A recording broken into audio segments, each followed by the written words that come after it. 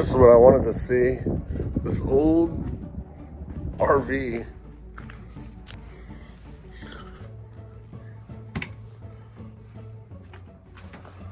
Wow. Look at this. This is cool. Oh, it just hit my head. It's definitely short. People must have been smaller back in the day than what they are today. Drawers. Here's their bed. Ouch. Look how short it is. It's so tiny. It's for little people. It's got a sink.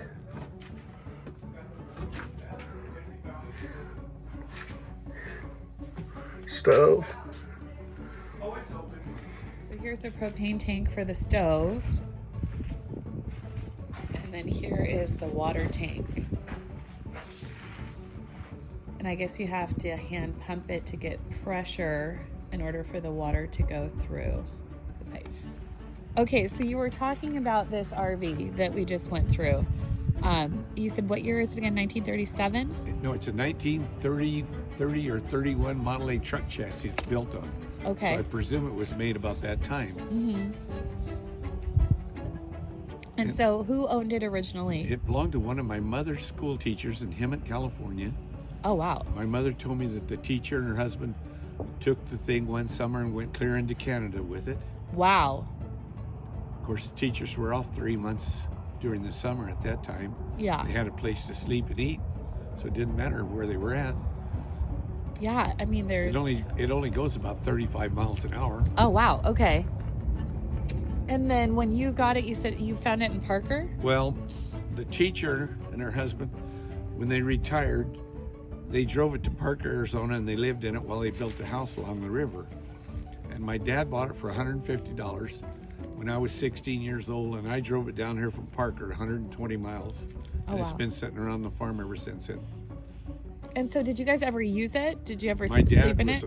My dad was a depression, went through a depression, and he used to store stuff in. Oh, okay. So it was full of junk. Okay. So it was, but, so you've never used the refrigerator or stove? Never used it for camping. Oh, okay. But it's beautifully made. Like the craftsmanship is pretty impressive. I think it was made in Los Angeles because there used to be another one here in the valley that looked exactly like it on the outside. I never went in it. Oh, okay. The outside looked identical. Oh, wow. And so you don't know who built it? I have no idea. I think it was made in Los Angeles, but I'm not sure. Okay. Wow. And I like the little awning on the front. That's pretty cool. And they put that on just, I guess, for shade, I guess, yeah?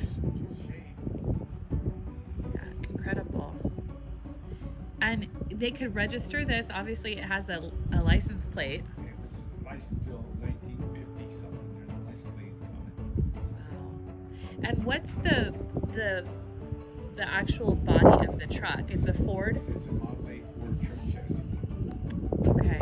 And is it different than any of these ones that you have up here, or no? These are Model Ts. Okay, so these are Model Ts, and the Model A had more horsepower, I'm assuming? A Model T had 20 horsepower, and a Model A had 40 horsepower. Okay. And that's why it went 35 miles per hour. Well, it's pretty heavy with all that body on it. Yeah. It's a truck chassis, so it's geared down slow, so it didn't have power to